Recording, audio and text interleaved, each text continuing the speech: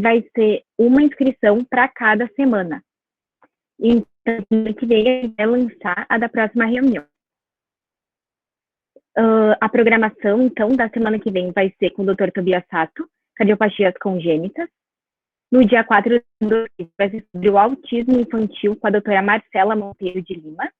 E no dia 11 do 6, a doutora Rita de Cássia, sobre fibrose cística. O recado é que a Medicel está em parceria conosco e ela está patrocinando o sorteio de um livro ao final de cada aula. Então, no final, depois das dúvidas, o ligante Gabriel Weber vai fazer o sorteio conforme a lista de inscritos. Então, permaneçam até o final. Agora, antes de nós começar, eu preciso que vocês prestem atenção.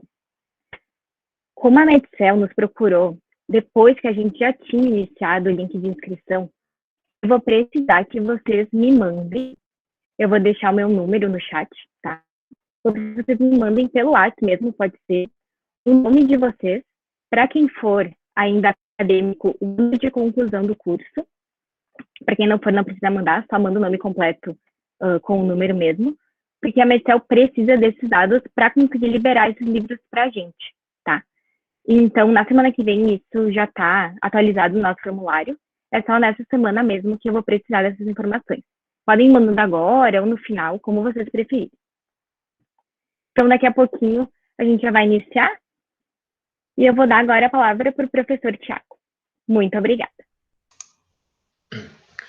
Obrigado, Vicky.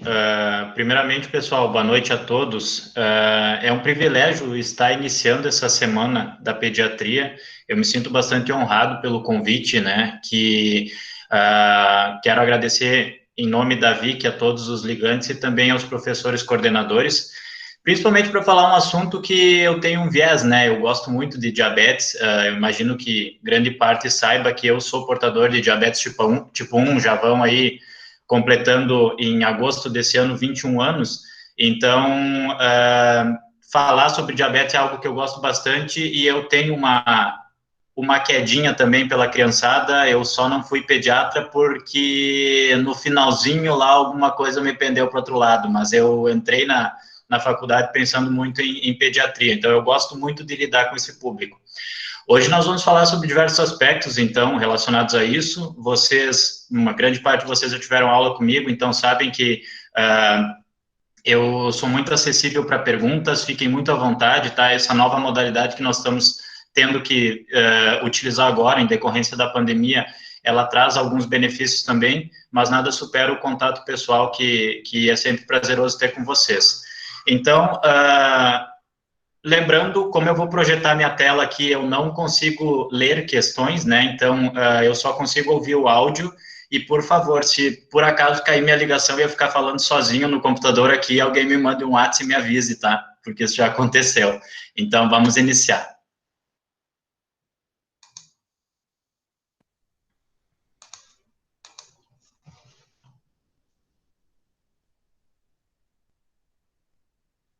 Estão vendo a minha tela aqui do PowerPoint? Não, professor.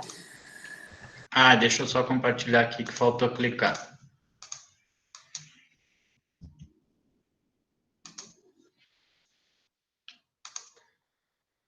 Agora sim?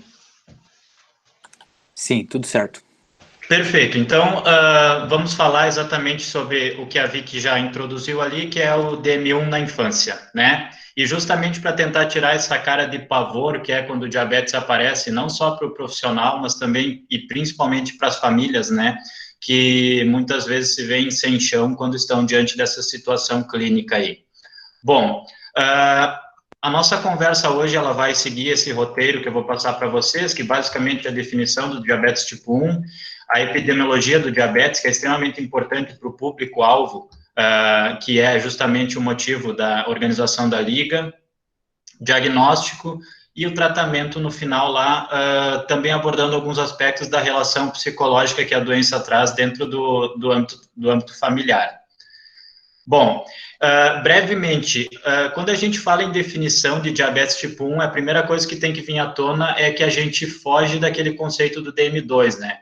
A definição do DM1 é um estado de hiperglicemia sustentada que é decorrente da falência pancreática da produção de insulina.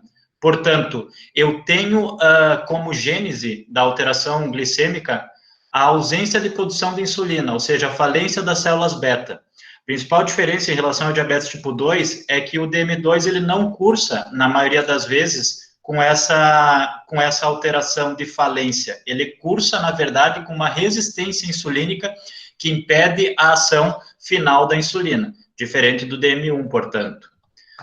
Bom, como é que a gente tem que avaliar o diabetes em relação à sua relevância no público pediátrico? O diabetes tipo 1 é uma doença muito, muito prevalente em crianças. Tanto é que lá em 2014, o IDF, que é a Federação Internacional de Diabetes, publicou, e sempre publica de modo recorrente, o seu Atlas, já cravando que em 2015 o número de crianças com diabetes tipo 1 ultrapassariam a cifra de 500 mil de pacientes, ou seja, mais de 500 mil pacientes no mundo com diabetes tipo 1. Isso foi uma projeção há mais ou menos 6 anos atrás, tá? Essa tabela, ela mostra justamente o IDF na nona edição, ou seja, 2 edições após aquela anterior. E notem que a projeção deles está perfeita, porque hoje a prevalência de casos de diabetes tipo 1 abaixo de 14 anos já bate quase a cifra de 700 mil pacientes no mundo. Isso associado a uma incidência, ou seja, o número de casos novos por ano, batendo a marca de 100 mil pacientes ano. Traduzindo, a cada ano nós temos novos casos de diabetes que provavelmente já devam estar batendo a cifra de 100 mil pacientes novos a cada ano. Notem que nós temos uma população jovem no mundo, né? Se a gente for pensar do total de habitantes no nosso planeta, nós temos quase 2 bilhões e 600 milhões abaixo dos 19, e grande parcela dessas é, sim, abaixo dos 14 anos, que é uma faixa etária que comumente o diabetes se manifesta, né? Então, é uma doença extremamente importante, como esse slide aqui nos mostra. 40% de todos os casos de diabetes tipo 1 são em pacientes abaixo de 20 anos. O diabetes tipo 1, como todos vocês devem saber, ele não é, de forma alguma, a forma de diabetes mais comum, ela responde apenas por 10% dos casos, né, sendo o DM2 esmagadoramente mais prevalente, com cerca de 90% dos casos. Mas notem que na infância e adolescência, o diabetes tipo 1 é a segunda doença crônica mais comum, perdendo apenas para a asma. Os pediatras de plantão, por favor, me corrijam se eu estiver errado, mas isso mostra que é uma doença extremamente importante no que tange a saúde dessa faixa etária no geral.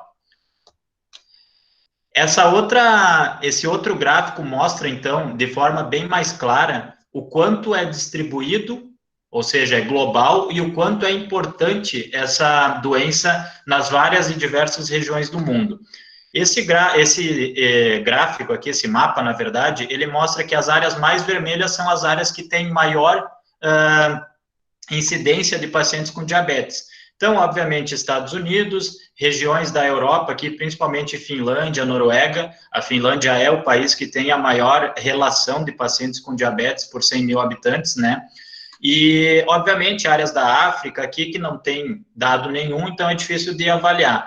O Brasil está justamente nessa faixa de 10 a 20 pacientes com diabetes tipo 1 por cada 100 mil. A Finlândia, que é o país mais comumente relacionado com diabetes, ele tem média de 46 casos para cada 100 mil habitantes, tá? E isso tem relação com cruzamento genético, com linhagens familiares, enfim, com clima e outras situações relacionadas com epigenética que não vem ao caso no assunto de hoje. Mas notem que grande parte do nosso mundo, ele tem a cor de azul claro para frente e várias regiões com uma população bastante significativa já entrando na faixa da coloração vermelha. Como é que o Brasil se enquadra nesse cenário mundial? O Brasil, infelizmente, é o terceiro país no mundo em número absoluto de pacientes com diabetes, tá? E isso também é relevante na questão da criança e do adolescente. O Brasil só perde, na verdade, para a Índia e para os Estados Unidos. E notem que nós temos uma projeção de total de pacientes com diabetes tipo 1, cerca de 95.800 pacientes com diabetes tipo 1, e desses, mais da metade, ou seja, 51.500, tem de 14 anos para baixo. E aqui vem uma coisa interessante, pensem entre vocês aí. Eu desafio vocês, eu acho que, se não 100%, 99% de vocês conhecem algum paciente com diabetes. E aqui entro eu, né? Mas eu vou fazer uma outra pergunta. Quem de vocês conhece paciente com diabetes tipo 1 idoso? Difícil, né? Agora eu vou fazer outra. Quem de vocês conhece uma pessoa idosa com o nome de Thiago? Aí complicou, né? Então, eu vejo que a minha projeção, assim, a minha expectativa de vida é meio braba. Mas eu tô aqui para quebrar paradigmas. Então, eu vou ser o primeiro idoso com o nome Thiago e com diabetes tipo 1, se Deus quiser. Mas a gente não costuma ver paciente com diabetes tipo 1 idoso, né? E isso é uma coisa bastante comum. Bom, espero que isso, com o passar do tempo, aí vá aumentando o número de idosos com DM1, porque isso significa que nós, médicos, estamos controlando melhor eles. O diabetes tipo 1, pessoal, é uma doença que o Brasil, embora tenha todas as dificuldades que tem na questão de saúde, o Brasil é um país que assiste muito bem essas crianças, tá? E para a gente parece meio impensável, assim, não existir insulina para tratar essas crianças. A gente vê notícias sempre de que faltam insulinas, de que vai lá no posto e não tem, mas, na verdade, o que faltam são as insulinas ditas análogas, as insulinas mais modernas. Nunca faltou no SUS, por exemplo, as insulinas mais comuns, NPH irregular. Quando a gente fala de situações críticas, a gente vê que em 46 países do mundo existe a dificuldade de distribuir insulina NPH irregular, que são as insulinas mais básicas. E o IDF, então, tem um programa que é o Life for a Child, que justamente dá entrega de modo regular insulina para 17 mil crianças nesses 46 países, que não têm acesso ao tratamento que, resumidamente, mantém elas vivas. Portanto, isso é bastante comum, como nós vamos ver no decorrer da nossa conversa, que o paciente com diabetes tipo 1, sem tratamento insulínico, ele tem expectativa de vida que gira de 1 a 3 anos.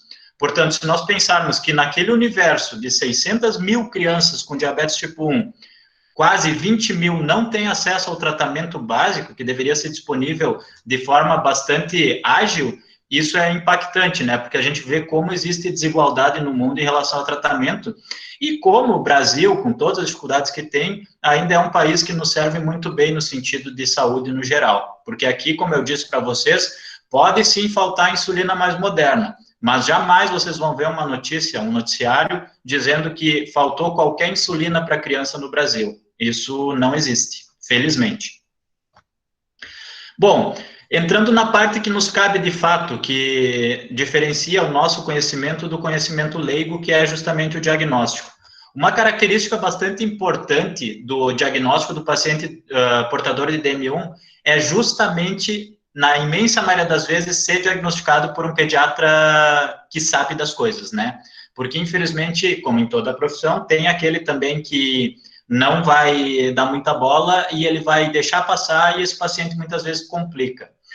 Eu aprendi, eu não sou pediatra, mas eu aprendi com os meus professores, 2 deles aí eu estou tendo o privilégio de ter a participação, que é a doutora Liege e o professor Gaspar, que a gente tem que ouvir o sexto sentido das mães, né? E isso eu noto muito aqui no meu consultório, porque quando eu peço para as mães conversarem comigo e me explicarem o que aconteceu, como é que foi a história da evolução, a maioria delas diz que teve que bater o pé e pedir para o médico solicitar uma glicemia porque elas tinham alguma coisa de que podia ser diabetes. Que não foi uma iniciativa do médico em si, mas é aquele sinalzinho que as mães têm e que a gente deve, sim, muitas vezes dar ouvidos, porque é uma coisa que eu, pelo menos, não sei explicar logicamente, mas elas têm, sim, essa capacidade de conhecimento do filho muito maior do que qualquer outro.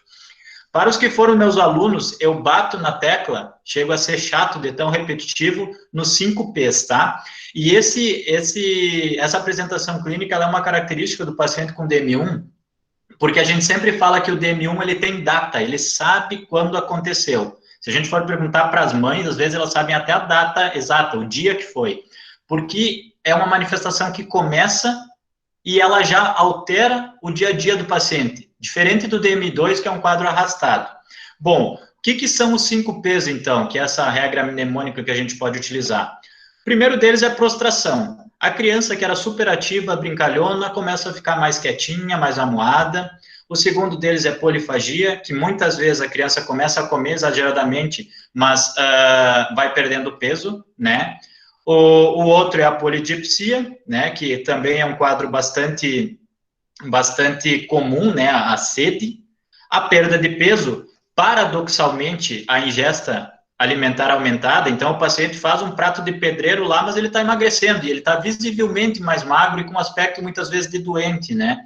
E o último ponto, que é a poliúria, e aqui eu quero chamar a atenção porque uma coisa que é extremamente comum e que deve chamar a atenção de pediatras ou de médicos que acompanham crianças no geral, é que, por exemplo, uma criança que vinha tranquila e que não tinha mais enurese noturna, e de repente ela começa a ter enurese noturna, e você vai investigar e não acha uma causa aparente, que seja lá as causas psicológicas, mudou a escola, está tendo algum constrangimento escolar, alguma coisa, essa criança está psicologicamente bem, mas ela começa a fazer xixi, isso deve levantar a suspeita do médico para avaliação nesse caso.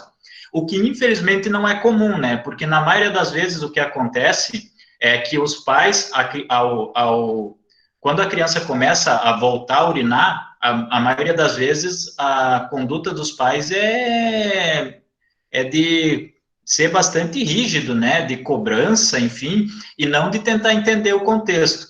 E, literalmente, assim, pessoal, a criança ou o adolescente com diabetes, ele não tem controle. Tá? Eu lembro muito bem, na minha época, nunca fui um aluno arteiro, por assim dizer, mas na minha época, no meu colégio lá, quando eu tinha 14 anos, eu literalmente tinha que sair da sala de aula, eu não aguentava, eu tinha que ficar caminhando entre as classes e recebia uma advertência por ter que sair 3, 4 vezes na mesma aula. Depois, obviamente, com diagnóstico e tudo mais, isso foi reparado, mas é algo que a gente não tem controle. Então, nesse caso, a criança urina e, além disso, ao invés do pai tentar entender o que está acontecendo, ele reprime, é um quadro que se soma e que prejudica muito no contexto geral, né? Então, isso é uma obrigação do profissional, independente da área que for, se for no atendimento de emergência, se for como pediatra no seu consultório, enfim, profissional que atende a criança e que encontra 3, 2 ou até os 5 desses P's, ele obrigatoriamente tem que pensar em diabetes. E talvez essa seja a grande diferença entre um profissional bom e um ruim, né? O profissional bom é aquele que tem, dentro do seu arquivo de conhecimento técnico, ele tem vários indícios que fazem formular várias hipóteses diagnósticas, umas mais plausíveis, outras menos, mas quanto mais eu sei sobre determinado assunto, mais hipóteses eu vou gerar, e a minha possibilidade de acertar é maior. Portanto, uma coisa que é básica, a gente só diagnostica aquilo que nós pensamos. Se a gente não pensar em diabetes, nós não vamos diagnosticar. E aí, muitas vezes, fica feio, porque alguém lá na frente vai diagnosticar, né? E já passou por mim. Então, isso é importante. Criança prostrada, às vezes a mãe chega, olha, ele não tá legal, ele não tá brincando, ele tá diferente. É importante escutar isso, porque ninguém conhece mais os filhos do que os pais. Se eles notam essa diferença, a avaliação ela é fundamental, e dentre essas avaliações, o diabetes deve entrar, sem dúvida nenhuma, pela relevância clínica e também epidemiológica.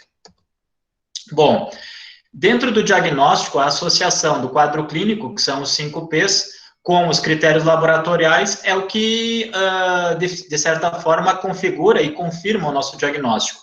Nós temos algumas alternativas diagnósticas, que são a glicemia de jejum, o teste oral de tolerância à glicose, a hemoglobina glicada e a glicose acima de 200 mg por decilitro, associada com os polis. Bom, a glicemia de jejum, lembrando rapidamente, ela fecha diagnóstico de diabetes quando eu tenho valores acima de 126 em 2 momentos em separado, em dias diferentes. Obviamente, em jejum, com mínimo de 8 horas. Nesse caso aqui, notem que o valor para o adulto é o mesmo para a criança, tá? Então, não há diferença. O teste oral de tolerância à glicose, ele vai ser dado uma sobrecarga glicêmica de 75 gramas, e na criança a gente pode calcular pelo peso, e 2 horas após, se o valor passou de 200 miligramas por decilitro, eu fechei o quadro de diabetes em uma medida só.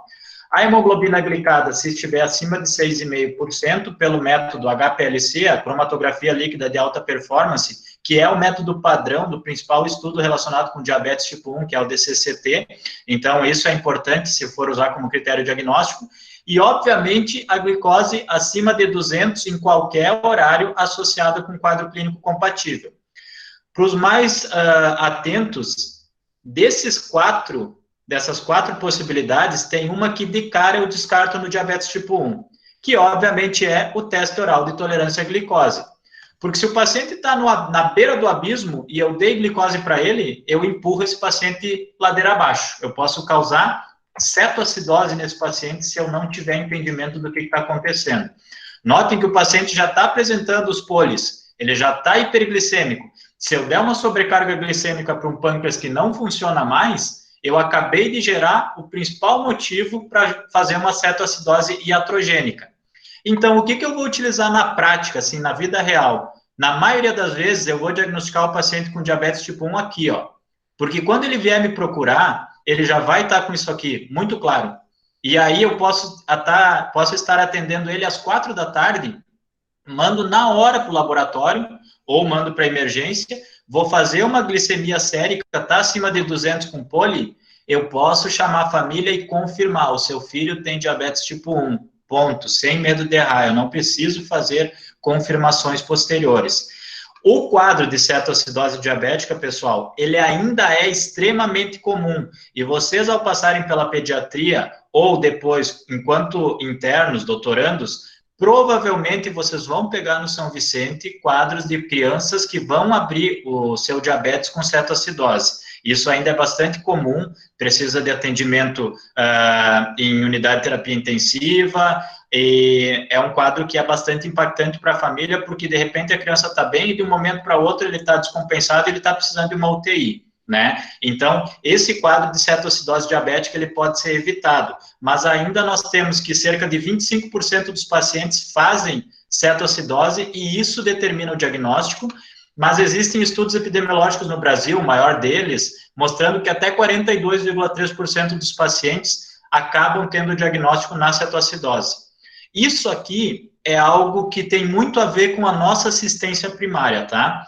Porque na imensa maioria das vezes, esses pacientes daqui ou daqui já passaram por um médico previamente que não fez o diagnóstico precoce e não evitou isso aqui. Portanto, nós temos que ter a nossa suspeita para que a gente possa evitar a evolução até a cetoacidose, tá? A cetoacidose nada mais é do que um quadro tão arrastado de tanta descompensação metabólica que o corpo começa a entrar em colapso para a produção de energia alternativa. Então, nós temos como atuar nessas crianças antes deles chegarem nesse momento aí, tá ok? Então, isso é bem importante, de novo, porque a gente só vai diagnosticar diabetes tipo 1 em criança se a gente pensar nisso. Caso contrário, nós vamos ser aquele médico que vai liberar, dizendo que a criança está com dor abdominal porque pode ser uma intoxicação alimentar, com antiemético, e essa criança vai aparecer na emergência descompensada. Bom, o diabetes mellitus tipo 1, ele tem uma subdivisão que a gente pode classificar em tipo 1A e tipo 1B, tá? O tipo 1A é o componente autoimune. Então, para gravar, se em algum momento cair prova para vocês, lembra do A de autoimune e o B, que é o idiopático. E como vocês devem saber, o idiopático na medicina é algo que é um nome bonito para mostrar a nossa ignorância, né? É algo que a gente ainda não sabe e que provavelmente, com o avanço do conhecimento técnico sobre determinado tema, a gente começa a esclarecer. Então, sempre que eu tiver anticorpo presente, eu vou ter o tipo 1A. 90% dos casos de diabetes tipo 1, tá? E existem vários anticorpos, anti-insulina, anti-ilhotas, anti-tirosina fosfatase, anti-receptor de zinco, anti-descarboxilase do ácido glutâmico. Mais comuns, anti-GAD e o anti-tirosina fosfatase. Quando eles estão presentes, eles vão atuar num mecanismo de reação cruzada, destruindo, gerando apoptose celular da célula beta e, portanto, eliminando a produção de insulina, decorrendo disso a deficiência total, que é justamente aquela definição que nós tivemos lá no início da nossa conversa. Preciso dosar anticorpos? Não necessariamente, tá? Se eu tenho um paciente que abriu o quadro de modo clássico, eu não ganho nada em dosar anticorpos, porque o tratamento é exatamente igual se for tipo 1A ou tipo 1B. E então, na verdade, não tem muito significado dosar anticorpos, a não ser que o quadro seja um pouco fora do comum, ou que eu tenha, por exemplo, familiares que eu queira avaliar, por exemplo, se o irmão tem possibilidade de ter diabetes também, aí eu posso fazer uso desses recursos. Bom, como é que é a evolução que a gente tem do nosso diabetes tipo 1, então? Todos nós, ao nascer, temos a nossa massa de célula beta, lá, produtora de insulina, e a gente vai ter uma relação com o tempo. Então, essa massa de célula beta, ela já vai nascer com uma predisposição genética que vai sofrer um trigger, um gatilho, um evento precipitante relacionado muitas vezes com o ambiente, e que esse evento precipitante vai causar lesão de célula beta justamente porque ele vai fazer a positividade para múltiplos anticorpos. Traduzindo, vários dos anticorpos que eu tenho que agridem a minha célula beta, muitas vezes eles fazem relação cruzada com viroses. Um exemplo que é bastante estudado é o Cosac, por exemplo. Não é o Cosac, não é o vírus que vai lá na célula beta e gera a lesão e vai causar o diabetes. Mas, na verdade, o que há é um equívoco do sistema imune que relaciona a cepa viral com a forma molecular, enfim, da célula beta. O vírus vai embora, passa a virose, mas o sistema imunificativo e começa a agredir de modo proliferativo, né, e gradativo, começa a agredir as células beta. Nesse momento, nós temos a perda da fase inicial da resposta insulínica. O que é isso? Toda vez que eu como e que eu vou fazer uma hiperglicemia, para aqueles que lembram, eu vou ativar os meus receptores de GLUT2 na superfície da célula beta, e isso vai liberar bolos de insulina, que é a insulina prandial. Quando eu começo a ter essa lesão de célula beta, eu vou perder essa resposta. Então, a primeira glicemia minha que altera não é a glicemia de jejum, é a glicose pós-prandial, pós-refeição, porque eu tenho perda disso aqui. Com a progressão do quadro, eu vou chegar num status de pré-diabetes, até que, de fato, eu abra o quadro de diabetes quando eu tenho ausência do peptídeo C, que, na verdade, se vocês lembrarem da molécula de insulina, ele é uma das partículas do pré-pró-insulina, que sofre clivagem lá no retículo endoplasmático e complexo de Golgi, e se fragmenta em insulina e peptídeo C. Toda vez que eu dosar o peptídeo C e ele estiver dentro dos valores normais, eu posso confirmar que eu tenho reserva pancreática de produção de insulina. No diabetes tipo 1, por característica, eu tenho ausência de peptídeo C, e isso me mostra a falência pancreática. Esse quadro evolutivo, ele pode ser rápido, tá, pessoal? Mas eu só vou ter a apresentação do diabetes de fato, ou seja, a presença dos polis, quando 90% da minha reserva pancreática parar de funcionar. Ou seja, notem que o pâncreas ele tem uma reserva pancreática enorme. Eu preciso destruir 90% das células beta para eu começar a ter diabetes. Então, as 10% estão dando conta. Elas conseguem segurar, tá? Mas elas chegam um momento que elas não conseguem mais controlar a glicemia, e aí, obviamente, eu abro o quadro característico de diabetes. Bom, todos nós sabemos que existe relação de fatores genéticos com o DM1, e isso é uma coisa é um fator de bastante confusão, porque as pessoas pensam que o diabetes tipo 1 muitas vezes é hereditário, é genético. Na verdade, se a gente for pensar entre o DM1 e o DM2 tem um peso genético muito maior do que o DM1. Mas notem aqui, ó, uma coisa que eu respondo muito para as famílias aqui. Ah, e como é que tá a cura? Vai ter cura, não vai ter cura? Qual é o grande desafio da cura do diabetes? É que é uma doença que ela tem a ver com polimorfismo genético, né? Não é simplesmente um gene que eu vou lá e anulo ou altero e eu estou curado. Notem que aqui, por exemplo, ó, eu tenho genes que atuam na produção e metabolismo da insulina, eu tenho vários, talvez a maior parcela de genes atuantes da imunidade, eu tenho genes que atuam na proteção da apoptose da célula beta, e eu tenho genes ainda que têm tem ação desconhecida dentro do controle glicêmico, né? Então, ainda tem muito campo para ser descoberto. O que a gente sabe é que os HLA tipo 2 e DR13 e DR4, eles são os principais fatores de risco genético. Então, se você tiver isso, você tem 40% a 50% de chance de ter diabetes, né? O pessoal que já passou na reumato sabe que o HLA é um grupo muito comum também de outras alterações, né? Por exemplo, espondilite anquilosante, pacientes com doença celíaca também, então são alterações relacionadas com doenças autoimunes no geral, né? Um outro fator que é fundamental é a associação com os desencadeantes ambientais. Aqui vale uma ressalva que esses fatores, eles são contribuintes, nenhum deles é causador, tá? Então, não façam confusão, porque no final, depois que eu mostrar para vocês, por favor, não criem a ideia de que tem que dar vitamina D para todo mundo, tem que evitar tal alimento, porque isso não faz sentido nenhum, tá? Lembrando que todos os estudos aqui são observacionais, não são estudos, ensaios clínicos, tá? Então, obviamente, as infecções no geral, infecções virais, enfim, citomegalo, cachumba, Epstein-Barr, Coxsackie, rubéola, né? A rubéola, por exemplo, 20% dos pacientes que têm síndrome da rubéola congênita vão desenvolver diabetes em torno de 5 a 20 anos após o nascimento, então a gente tem que, obviamente, acompanhar esses pacientes mais de perto. Uma outra relação importante são as nitrosaminas, que são substâncias presentes nos alimentos e também em bebidas como cerveja, carne vermelha, e que são precursores de alterações cancerígenas muitas vezes, né? Outra coisa que também é bastante recorrente de pergunta de familiares é a questão da deficiência da vitamina D, pouca evidência confirmada, né? A vitamina D, ela é uma das meninas dos olhos dos pesquisadores, todo mundo tenta estudar tudo da vitamina D e, infelizmente, a gente tem pouca relação real, evidência robusta mesmo, de que ela altere alguma coisa, exceto, obviamente, o metabolismo do cálcio, que ela é fundamental, né? Outras associações também relacionadas, né, à introdução precoce de proteínas do leite de vaca e também de introdução precoce de cereais.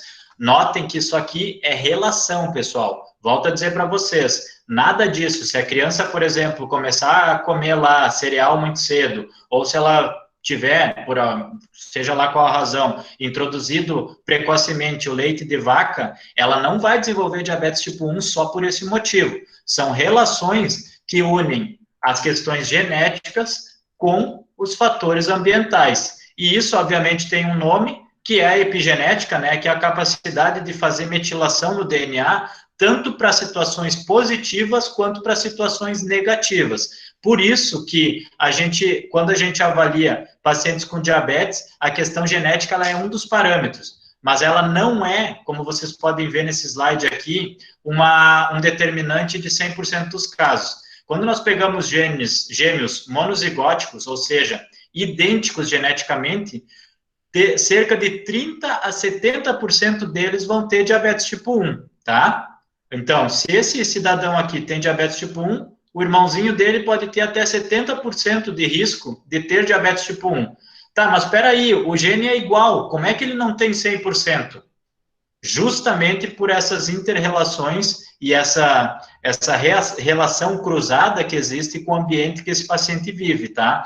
Então, notem que ela não é, de forma alguma, uma doença genética. Ela possui polimorfismos genéticos que precisam ter inter-relação, tá? Precisa ter um gatilho, precisa ter um desencadeante da resposta imune alterada.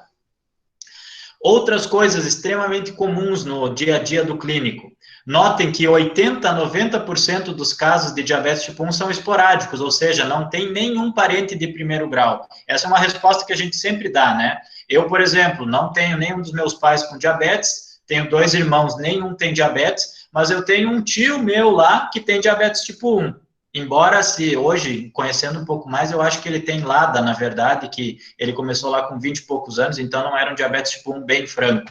Mas isso é importante de mostrar para vocês que aquela pergunta que muitas vezes os pais têm que responder, ai, pobrezinho, ele tem diabetes, vocês têm também? Não, eles não têm, na imensa maioria das vezes não vão ter, tá, pessoal?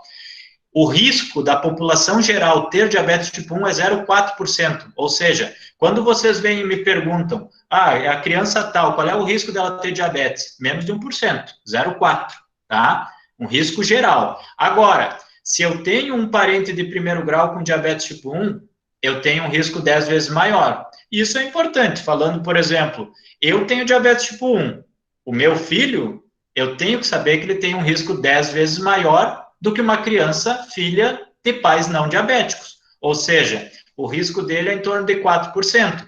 Vou sair enlouquecido fazendo teste genético e tudo mais? Na imensa maioria das vezes, não, porque eu não tenho o que fazer se eu diagnosticar. E, obviamente, isso eu falo muito para os pais. Pensem comigo esse cenário. Vem um pai, eu tenho até uma criança aqui que vou ilustrar, que são 2 menininhas, tá? Gêmeas, dizigóticas. Uma descobriu diabetes agora com 3 anos e meio, minha paciente. A primeira coisa que os pais abordaram foi, obviamente, o tratamento, e a segunda, a irmãzinha pode ter, né? Nesse caso da irmã, obviamente, eu vou dosar anticorpos. Mas pensem uma coisa, se vocês têm um filho que tem 10 anos de diabetes, vocês estão tratando ele já vive há 10 anos com diabetes e nasce um irmãozinho mais novo. E aí o pai vem, ele tem risco de ter? Tem, ele tem risco de ter. Vale a pena dosar anticorpo? Eu, na maioria das vezes, digo que não. Por quê? Porque se vier o anticorpo positivo, você não tem absolutamente nada para fazer. E se os pais não tiverem uma cabeça boa, a vida dessa criança vira um inferno. Porque qualquer coisinha que a criança tiver, eles vão pensar que está abrindo diabetes. Qualquer coisinha que a criança comer, de doce, inclusive, ela não tem diabetes, mas eles vão enlouquecer. Então, é importante contextualizar qual é a família que tem estrutura psicológica para saber disso. Porque, infelizmente, não existe tratamento para desligar o anticorpo. Se ele estiver positivo, a gente só tem a confirmação de que essa criança vai ter o diabetes no futuro. Quando? Depende de quantos anticorpos ela vai ter. Mas isso é algo importante de entender também, porque senão a gente fica refém, né, dessa situação. E eu sempre digo para os pais de crianças com diabetes, se o teu filho mais novo tiver qualquer alteraçãozinha lá de aumentar a sede, de aumentar a urina, tu não vai saber disso? Vai, porque ele não esquece, né? Ele lembra do quadro do filho, do primeiro filho. Então, qualquer alteração inicial, ele vai levar a criança para ser avaliada pelo endocrinologista ou pelo pediatra de confiança, enfim, e esse diagnóstico vai ser feito precocemente. Eu tenho crianças aqui que têm alteração bem sutil da glicemia, que tem diabetes, que usam um cheirinho de insulina, que às vezes os pais não acreditam, mas eu digo para eles que a gente está tratando e que daqui a pouco o quadro vai abrir a pleno, porque essa criança tem diabetes, tem anticorpo, tem tudo positivo, né? Então, esse é o diagnóstico precoce. Aquilo que eu falei para vocês, de quanto tempo vai demorar para aparecer o quadro de diabetes, a resposta disso depende da quantidade de anticorpos que esse paciente tiver. Então, acompanhem comigo nesse gráfico aqui. Aqui eu tenho a porcentagem de pacientes não diabéticos, e aqui eu tenho os anos de acompanhamento. Notem que se eu tiver um anticorpo positivo, por exemplo, um anti-GAD, eu vou passar 15 anos e eu vou ter 80% dos pacientes sem diabetes, ou seja, eu vou ter 20% de pacientes com diabetes após 15 anos se eu tiver um anticorpo. Agora, se eu somar o anti-GAD com o anti-tirosina fosfatase, por exemplo, bom, aí 15 anos depois, eu vou ter só em torno de 30% sem diabetes, ou seja, a imensa maioria, 70% já vai ter diabetes. Agora, notem, se eu tiver 3 anticorpos, anti-insulina, anti-GAD, anti-receptor de zinco, em 7 anos e meio, menos de 10% dos pacientes vão ficar sem diabetes. Então, isso é fácil de entender, né? Quanto maior o agressor, mais rápido é deflagrada a falência pancreática. Portanto, quando o pai me pergunta, ele tem um anticorpo positivo, quanto tempo ele vai viver sem diabetes? Aí, se eu não dosei os outros, é interessante eu dosar, porque aí eu posso variar desde 15 anos ou até mais, notem que essa curva aqui, ela segue, eu posso variar de 15 anos até perto de 5 a 7 anos para a criança ter diabetes. Então, isso também serve como referência, né, para a introdução e para melhor abordagem do assunto. Bom, o diabetes tipo 1, pessoal, é uma doença que, como toda doença autoimune, traz um risco maior de apresentar uma segunda doença autoimune. E se a gente for falar das doenças mais comuns do diabetes, relacionadas com o diabetes, sem dúvida nenhuma, a tireoidite de Hashimoto, ou o hipotireoidismo, é a mais comum. E, em segundo lugar, a doença celíaca. Tanto é que nas nossas diretrizes, toda vez que nós diagnosticamos um paciente com DM1, nós temos por obrigação que, no decorrer da nossa avaliação, abordar laboratorialmente tanto a função tireoidiana quanto os anticorpos da doença celíaca, intolerância ao glúten, né? Existem, obviamente, outras associações com doenças autoimunes, por exemplo, vitiligo e algumas outras das doenças relacionadas com a síndrome poliglandulares autoimunes, né? Que também tem relação com o diabetes tipo 1, um quadro bem mais raro. mas a nossa rotina é isso aqui, tá? Não é raro, cerca de 20% dos pacientes com diabetes tipo 1 tem hipotireoidismo e cerca de 8 a 10 tem doença celíaca, então é importante avaliar. Muito bem, qual é o tratamento? Esse nosso amigo cowboy aqui já está com a resposta, né? O tratamento para DM1 é pura e simplesmente insulina, tá? E por mais bizarro que pareça eu estar reforçando isso, frequentemente a gente recebe pacientes aqui com diabetes tipo 1 usando comprimidos para tratar diabetes tipo 2, por exemplo. E isso mostra um total desentendimento da fisiopatologia da doença por quem prescreveu. Bom, puxando um pouquinho de história, então, em 1921, esses dois cidadãos aqui, o Bentin e o Best, dois médicos, junto com a cadelinha que foi a cobaia deles, dentre outros vários cachorros, a Marjorie, que ficou a famosa, eles começaram os estudos relacionados com o desenvolvimento da insulina. O Bentin, ele era um médico que fez especialização em ortopedia e traumatologia, mas ele não foi contratado pelo hospital que ele fez essa especialização, que na época era como se fosse uma residência, e isso frustrou bastante ele, porque ele foi considerado inapto para continuar no corpo clínico. Saiu de lá, foi trabalhar numa clínica particular, durante um mês ele atendeu 4 pacientes, se frustrou, e aí foi trabalhar como professor de fisiologia na Universidade de Toronto, no Canadá. E lá que começou toda a história. Então, notem que a frustração de uns pode ser a salvação de outros, né? E eu sempre brinco aqui para o pessoal ficar com raiva de mim, que ele foi, ele é tão importante que ele foi um dos traumatos que resolveu pensar e entrou para a história médica. Mas eu não falei isso, e se gravarem, editem esse vídeo, tá? Seguimos. Bom, o que eles fizeram, então? Eles começaram a estudar o próprio Bentin, né, que depois pegou um aluno para acompanhar ele, que era o Best, como um assistente de pesquisa, e ele começou a notar, relacionado com os estudos que tinha na época, que existiam algumas situações que obstrução do ducto pancreático gerava alteração da digestão alimentar e tudo mais, mas que não alterava, basicamente, o controle glicêmico. E aí ele começou a avaliar que pudesse ter alguma outra coisa relacionada, e no laboratório que eles utilizaram, essa foto é real do laboratório deles, que foi um laboratório emprestado por um outro pesquisador importante da época, adjunto da universidade, e eles conseguiram, a partir disso, obviamente com cerca de 1 ano e pouco a 2 de evolução, extrair um extrato desse pâncreas macerado, que foi chamado de insulina justamente em alusão às ilhotas, né, que eram a origem, portanto, da substância. É interessante quando a gente estuda sobre isso, porque nos dias de hoje jamais poderia ser feito isso, porque todo o passo a passo do conhecimento, do estudo científico aqui, ele foi deixado de lado. Tanto é que, em 1922, eles fizeram uma aplicação direto num paciente sem ter feito testes prévios nenhum, né? Então, hoje em dia, isso seria descabido. É só a gente pensar agora, por exemplo, na vacina da pandemia aí, que está sendo desenvolvida, a gente começar a fazer a aplicação de vacina em todo mundo sem ter feito testes de segurança. Mas era outra época, né, outro século, então, naquela ocasião, eles fizeram a aplicação da primeira criança, que era o Leonard Thompson.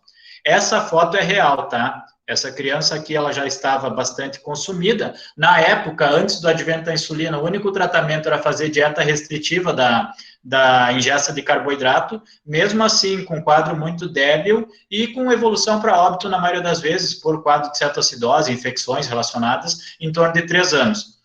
Para vocês responderem no íntimo de vocês aí, olhando para esse pitoco aqui, que idade ele tem? Vou responder. Nessa foto aqui, 14 anos, tá? 29 quilos. O Leonard Thompson aqui, notem que ele estava totalmente desnutrido, um aspecto, obviamente, de doente, desidratado, né? Literalmente em pele e osso. Começou a usar insulina. Esse é o nosso amigo depois. Notem que 14 anos eu estou falando, tá? Veja uma coisa importante que é o aspecto infantilizado dele. Porque uma coisa extremamente comum dos pacientes mal controlados do diabetes tipo 1 é justamente perder a capacidade de crescimento longitudinal e desenvolvimento da maturidade sexual adequada. Então, vejo que isso aqui nada se parece com um menino de 14 anos, né? Que já deveria estar com o facies um pouco mais masculinizado, talvez até com a apresentação de barba, as partes de membros já crescidos mais em relação ao tronco. Então, esse quadro aqui de nada parece com uma criança de 14 anos, mas lembre que ele teve uma doença crônica grave descompensada.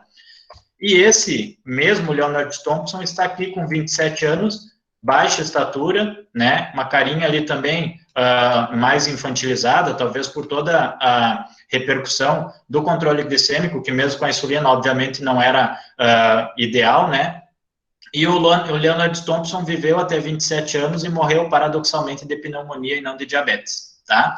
Então, ele entrou para a história como sendo o primeiro paciente a usar insulina, e isso mudou, e talvez dentro da história recente da medicina seja uma das grandes descobertas médicas que mudou de modo significativo o curso das doenças, né?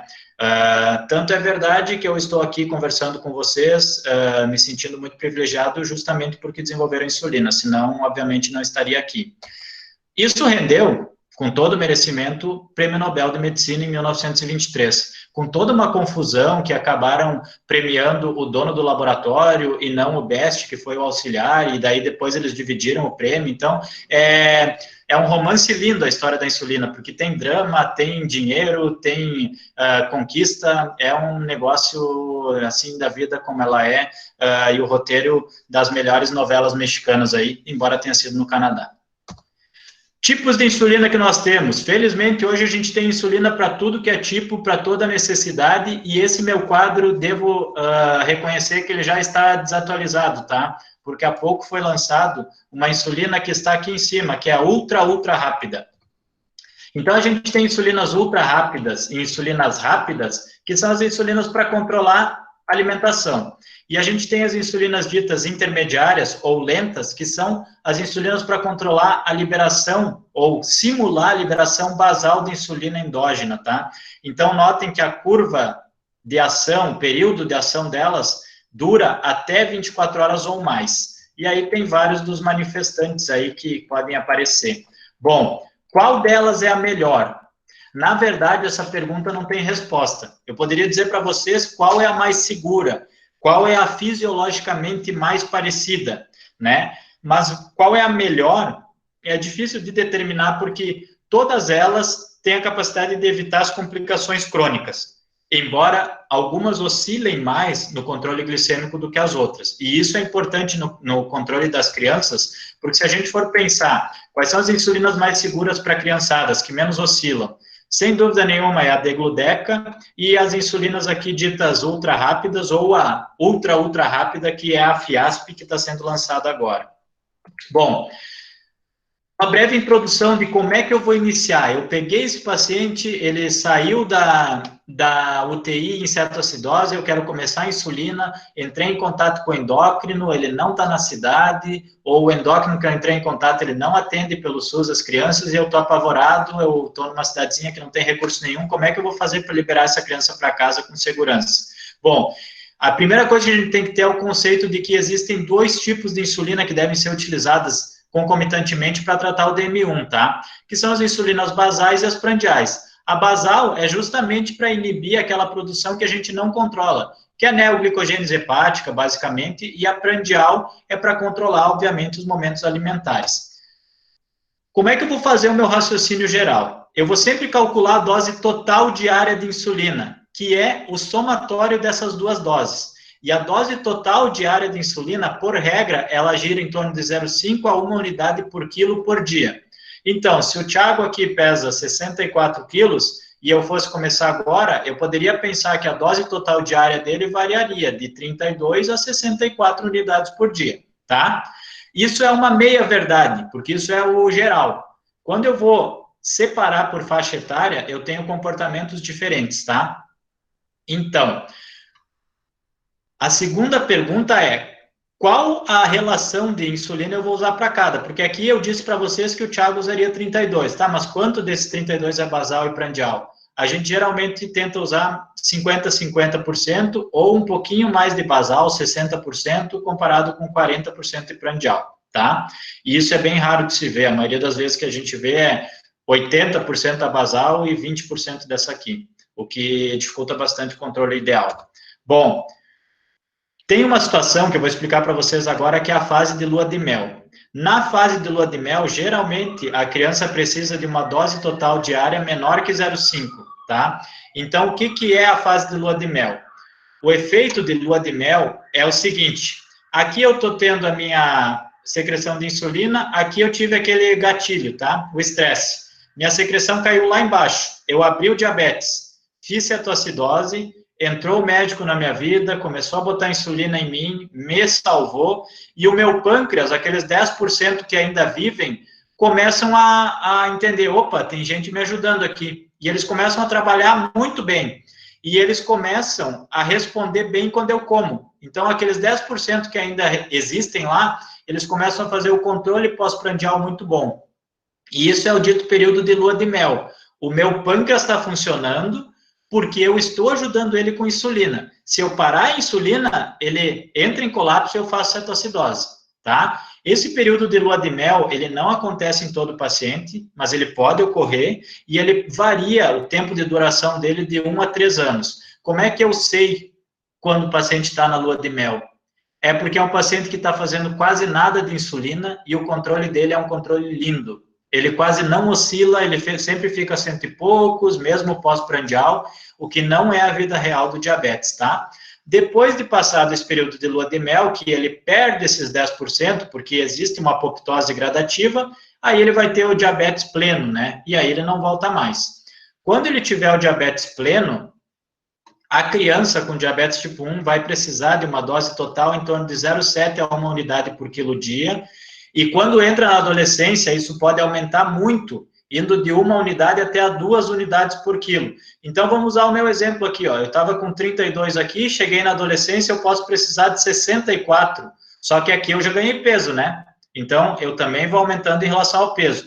Isso é um pavor para as mães, porque a criança vinha lá com uma dosezinha baixa, controlava bem, entrou na adolescência, começou a atuar hormônio de crescimento, testosterona, estrogênio, cortisol, salta lá para cima porque esses hormônios são caracteristicamente contrarreguladores, ou seja, eles são hiperglicêmicos, e aí aumenta a resistência à insulina e eu preciso de dose maior.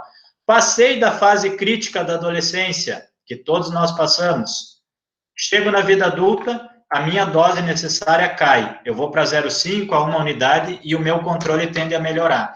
Isso eu uso muito de exemplo com os meus pacientes adolescentes aqui, que eu, com 35 anos, uso menos insulina do que eles, tá? Conseguindo um controle melhor, por quê?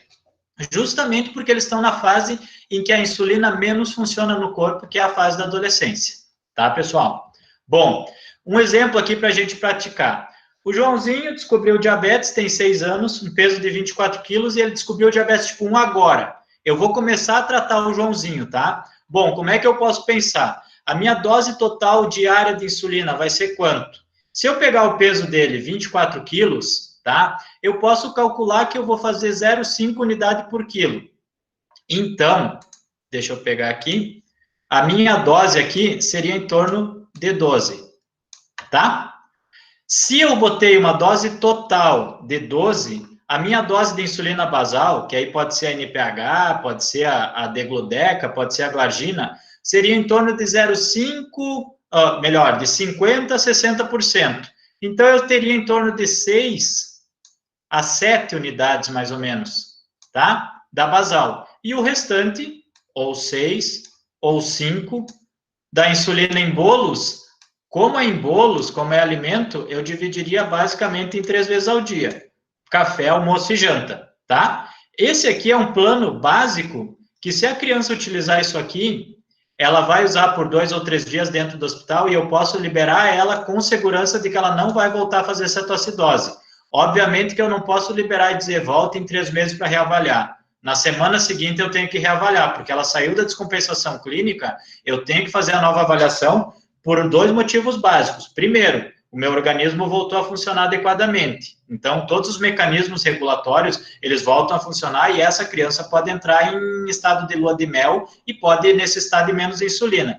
E o segundo ponto é que ninguém vive igual dentro do hospital, né, pessoal? A gente se alimenta diferente, a gente se estressa de modo diferente, a gente dorme de modo diferente. Então, diabetes tipo 1, a gente controla, faz o ajuste fino na vida real, não dentro do hospital. Tá? Então, isso é extremamente importante. A saída do hospital é a garantia de que ele não vai entrar em colapso, por exemplo, com cetoacidose em casa, porque a gente não deixou insulina suficiente. Chegando, então, no nosso final aqui, falando rapidamente sobre técnicas de aplicação, tá? Eu gosto muito de reforçar isso, porque a insulina é uma medicação que, como quase toda medicação, ela precisa ser usada adequadamente, né? Então, existem horários para remédios via oral, existe técnica de aplicação de insulina. Então, os locais de aplicação, notem que eles não são ao redor do umbigo, eles são geralmente na parte mais lateral, e uma dica fácil é pegar a mãozinha da criança, fechar assim, botar no lado do umbigo dela, aonde terminar a face lateral, ela vai aplicar para lá na barriga. Então, por exemplo, eu na minha aqui, coloquei, onde terminou, eu aplico no lado, tá? De preferência, não se aplica no abdômen nem de pé e nem deitado, a musculatura abdominal tem que estar relaxada para não ser dolorido. Outro local, face externa da coxa. Se vocês olharem, é mais ou menos onde fica o bolso da calça. Por regra geral, nunca se aplica insulina na linha média do corpo, então supra ou infraumbilical não existe, tá? Isso é local de aplicação de anticoagulante. Face dorsal, região do tríceps, tá? Não é nem no deltoide aqui, e muito menos perto do cotovelo. Então, eu tenho que estar, no mínimo, uns 3 dedos acima do epicôndilo para aplicar. E um local que é bastante interessante para a criançada é na região supraglútea, tá? Não é aqui embaixo onde é a benzetacil. É aqui em cima, logo na primeira voltinha do bumbum, que é um local, por estudo comprovado, que tem a maior concentração de tecido subcutâneo, que é justamente o local adequado da aplicação de insulina. Para os que querem aprofundar um pouco mais, e quando a gente chega aqui na endocrinologia e vai avaliar o paciente de modo mais detalhista, esses locais, eles não têm a mesma velocidade de absorção, tá?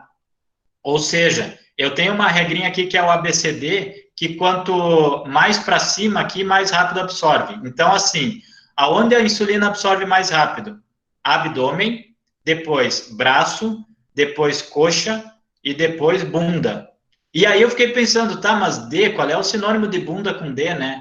Não pensei, não me lembrei de nada, assim, não me veio nada na cabeça. Eu estava dando uma vez um treinamento sobre insulina, teve uma professora lá, mais diferenciada, que foi minha professora de endócrino, que disse, tu tem que lembrar do francês, que é o derrière, que é atrás. Então, o D, lembrem do derrière, que é atrás, tá? Então, abdômen, braço, coxa e o derrière, que é o bumbum francês. Então, se eu quero usar insulinas mais lentas, eu vou aplicar coxa e glúteo, de preferência, e as insulinas de correção prandial, de preferência abdômen e braço, tá? Monitoramento glicêmico.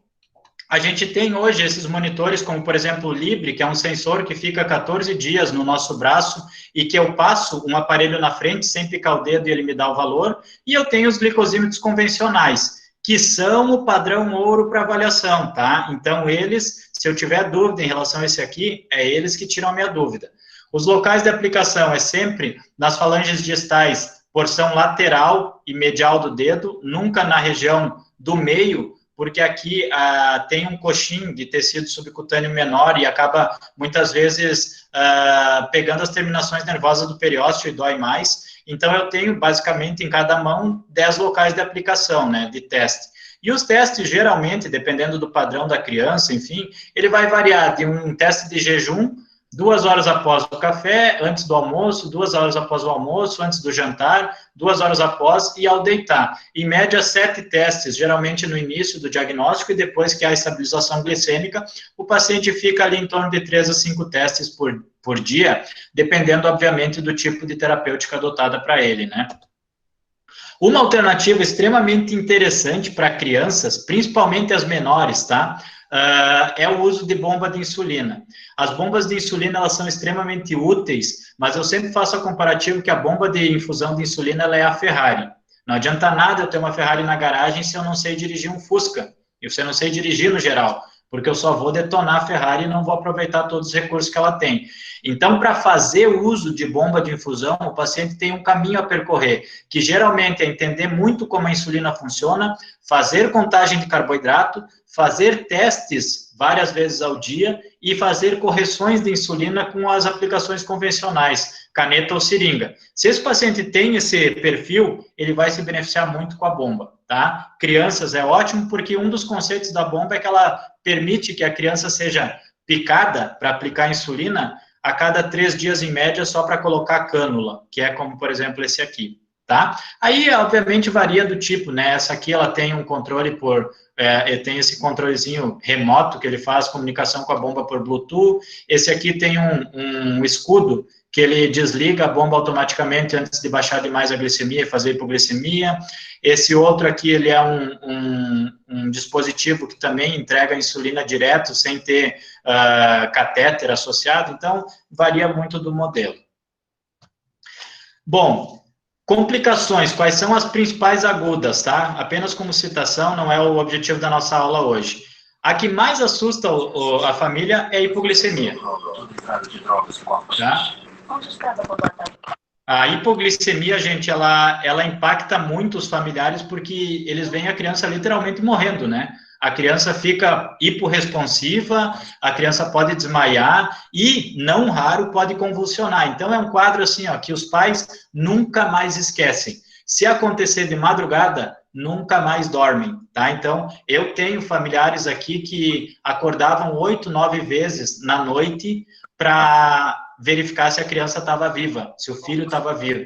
Hoje, depois de muito trabalho de associar as terapêuticas adequadas, essa mãe consegue dormir e acordar em torno de 1, 2 vezes por noite. Então, isso para nós também é um tratamento, porque a gente tem que tratar os familiares muitas vezes. Outras complicações agudas, e sem dúvida nenhuma, a com maior potencial de gravidade é a cetoacidose diabética, e obviamente essa foto aqui é uma foto esdrúxula, né, um quadro extremamente avançado de lipodistrofia, que nada mais é do que os pacientes que aplicam insulina no mesmo local sem fazer o rodízio. Então, eles acabam fazendo uma hipertrofia do tecido subcutâneo, podendo também ter o quadro de lipoatrofia. Ficam cavidades daí, né? As complicações crônicas, pessoal, elas não são motivo de preocupação na criança. Tanto é que a criança, quando descobre ser diabética tipo 1, ela não precisa avaliar, no momento, a questão de retinopatia diabética e nem de nefropatia. Mas, obviamente, essa criança vai passar a vida inteira com diabetes. Então, quanto mais cedo eu criar um conceito de controle glicêmico adequado, satisfatório, melhor vai ser a evolução para o resto da vida desse paciente. E para finalizar, gente, eu gostaria de trazer uma coisa que é fundamental e que talvez seja o grande diferencial do pediatra bom em relação àquele que é comum, por assim dizer, é o entendimento da relação que os pais têm, né? Eu sempre, talvez uma das coisas que tenha me desmotivado da pediatria é que eu achava que eu não era muito preparado para lidar, principalmente com as mães, assim, meio fora do controle. E, paradoxalmente, hoje eu lido com mães de todo que é perfil, né, muito seguras e mães extremamente inseguras e que dificultam muito o controle de uma doença complexa como diabetes. Mas o que eu queria falar exatamente desse binômio mãe-filho com diabetes? É que as mães, 100% das vezes, se culpam pela criança ter diabetes, tá, pessoal? E essa pergunta eu sempre faço quando eles chegam aqui a primeira vez no meu consultório. Eu pergunto diretamente para a mãe: mãe, tu se sente culpada? 90% das vezes, antes de me responder, ela começa a chorar, tá? Porque ela tá naquele copinho assim, ó, transbordando, e faltou só tu dar o peteleco e ela desaba. E eu gosto de fazer isso porque a primeira coisa que a gente tem que fazer no controle glicêmico é tirar a sensação de culpa da mãe. Porque senão ela transfere para a criança isso. Uma mãe que se sente culpada, ela não consegue ver o diabetes como uma coisa natural e positiva até. Ela consegue ver o diabetes como algo que acabou com a tranquilidade dela, que está colocando o filho dela em risco de morrer a todo momento, e toda vez que ela for aplicar insulina, toda vez que ela for fazer teste, toda vez que ela for orientar a criança para comer bem, ela vai fazer isso dizendo, essa porcaria de diabetes, nós vamos ter que furar o dedo, desculpa, filho, que eu estou te furando, e isso vai fazer com que a criança cresça em relação à doença com o sentimento de negação. Então, geralmente, as primeiras consultas são consultas pesadas emocionalmente, que a gente trata muito mais os pais do que os filhos. E, felizmente, tem pais que têm uma estrutura familiar ótima, e isso vocês pediatras também notam, que eles vão embora sozinhos, assim. Ah, deu diabetes, a gente já começa a aplicar, a criança já está dando risada. Eu tenho vídeos de crianças que, obviamente, só não compartilhei pela questão de ética e sigilo, que eles me mandam vídeos das crianças fazendo insulina e fazendo o teste e dando risada com os irmãozinhos, assim, brincando super bem. Isso é o reflexo dos pais, né? A criança reflete o comportamento dos pais. Portanto, na imensa maioria das vezes, quando a gente trata paciente com diabetes tipo 1 na infância, o nosso primeiro paciente é o pai e a mãe. E dependendo de como ele for, a gente vai focar muito mais no pai ou na mãe do que na criança no início, ou não, né? Então, eu achei que seria interessante trazer isso, porque vocês notam isso quando atendem na emergência ou na própria situação de cetoacidose. Vocês sabem quais são as famílias estruturadas e que vão levar bem, e vocês sabem quais são aquelas que entram em colapso. Geralmente, aquelas que entram em colapso são as que cobram mais da gente, que julgam a gente, que ficam cobrando sem fundamento, que são agressivos muitas vezes com a equipe assistente e que depois a gente vai ter que trabalhar muito o psicológico para que essas famílias voltem ao seu equilíbrio natural e que possam, obviamente, crescer de modo saudável junto com a sua criança dentro de casa. Quero finalizar deixando meu agradecimento, pessoal. Aqui tem alguns dos meus contatos, se alguém quiser mandar alguma dúvida em particular, mas eu fico, obviamente, aberto a questões e estou à disposição de todos vocês. Muito obrigado.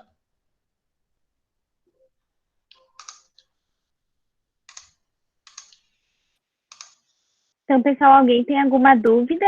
Quer mandar, de repente, no chat ou abrir o microfone? Pode falar.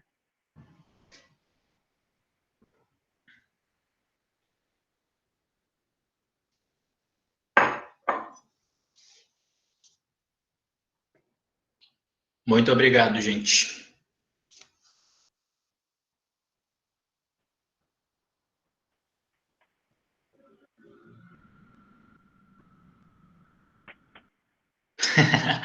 Muito bom.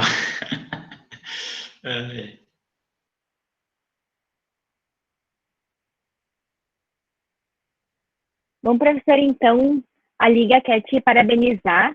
Com certeza foi uma aula excelente. Todos nós agradecemos por senhor ter aceitado o nosso convite. E aí, agora a gente fica à disposição. Se alguém tem alguma dúvida, quer fazer... A Milena tem uma dúvida, ela disse, eu tenho uma dúvida, pera. Abre o microfone e fala pra gente, eu tô com saudade da voz de vocês, pessoal. Se tu não tiver de pijama descabelada, abre a tua câmera também, te mostra pro mundo. Eu tô exatamente assim, então eu não abrirei minha câmera. Tá, pode Eu ser. fiquei com dúvida.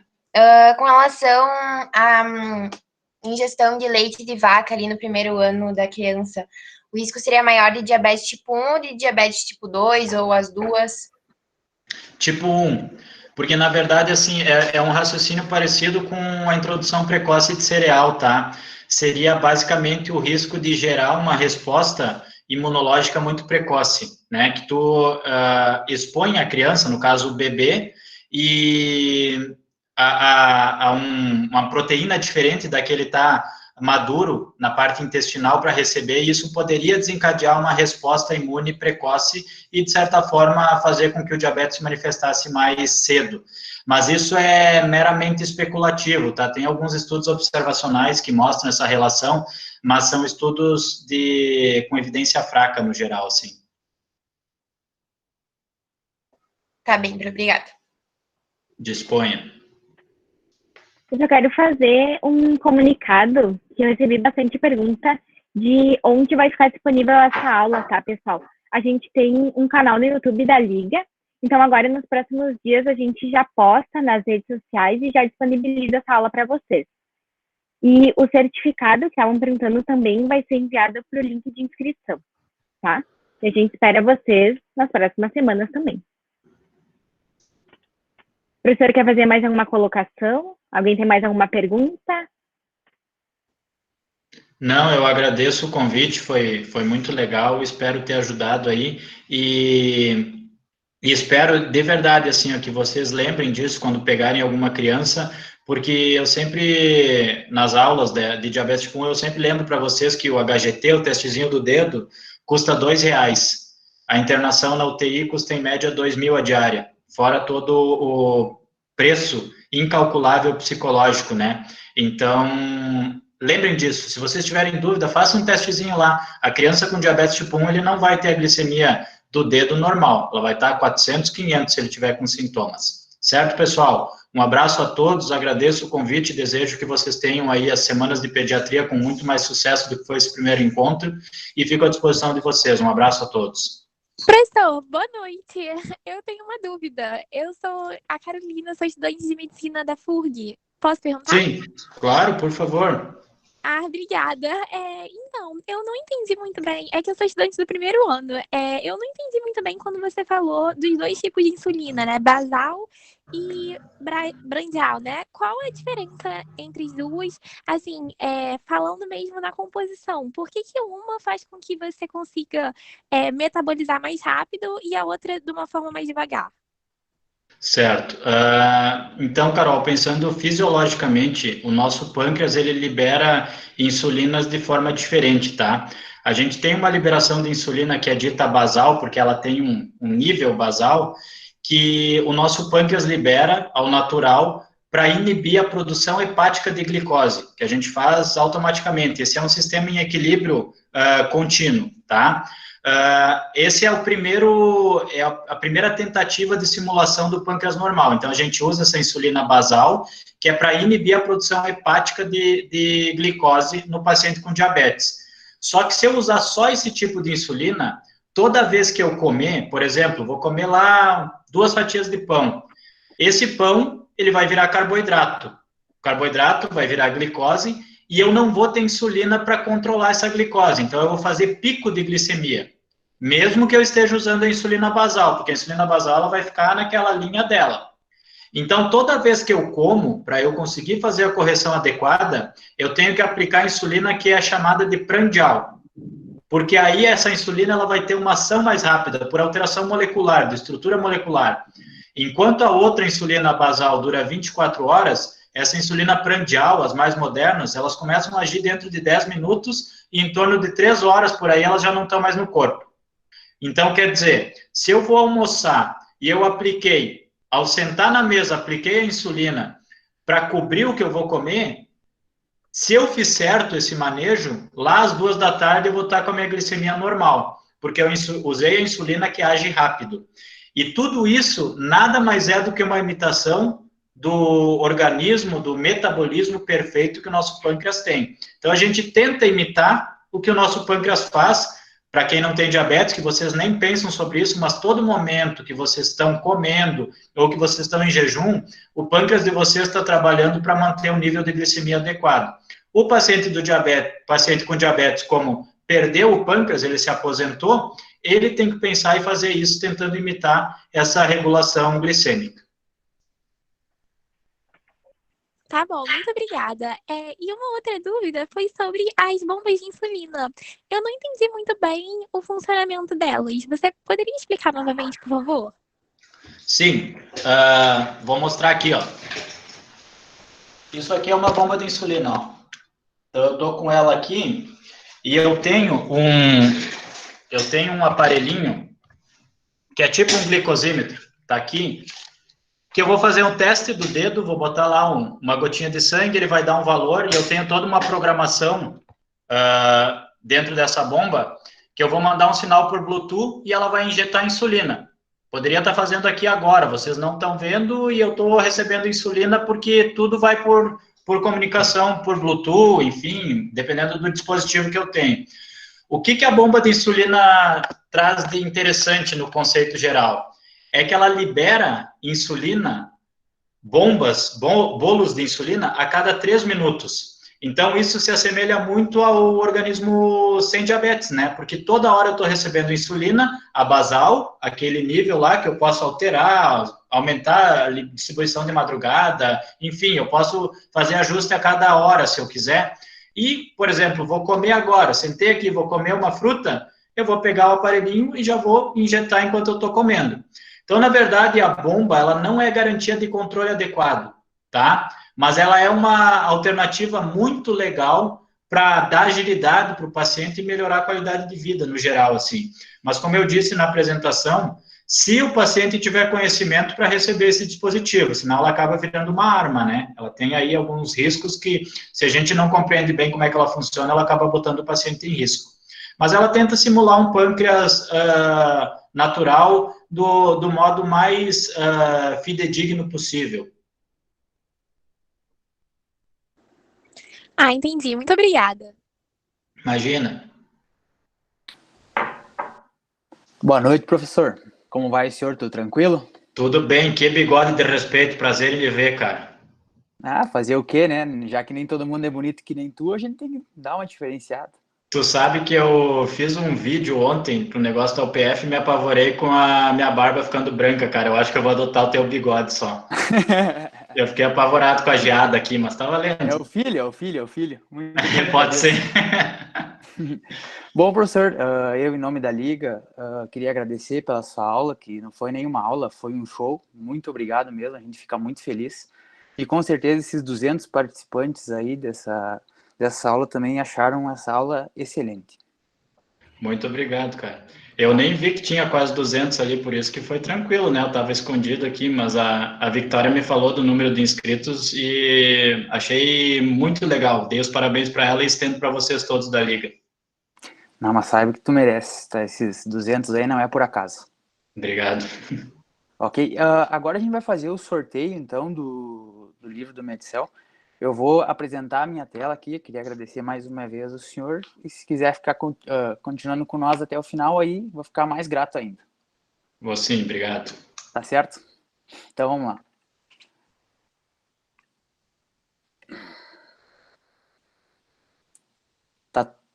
Estão vendo minha tela?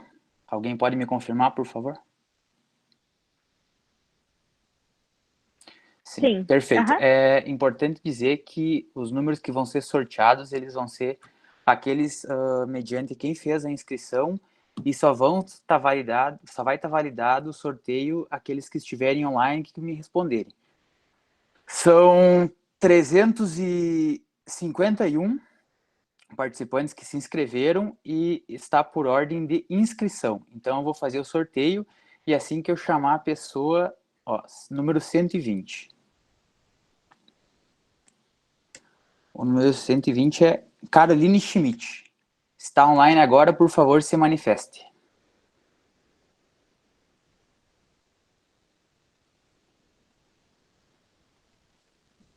Não? Então, eu vou ter que passar para o próximo número.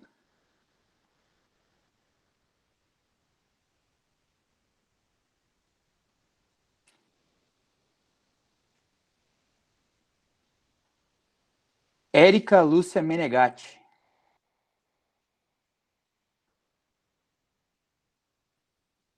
Está online, não? Próximo.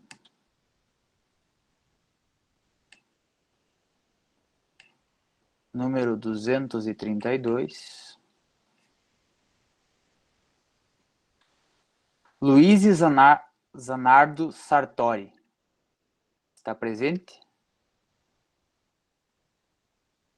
Tá difícil de sair esse livro, hein? Vou falar para vocês.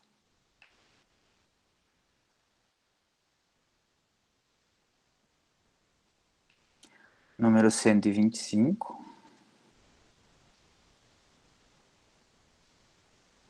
Augusto Salvador.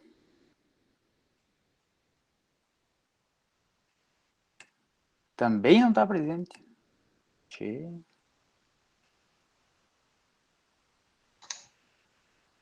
Deixa eu falar um número. De quanto até quanto? Tá, vai. Pode ser de...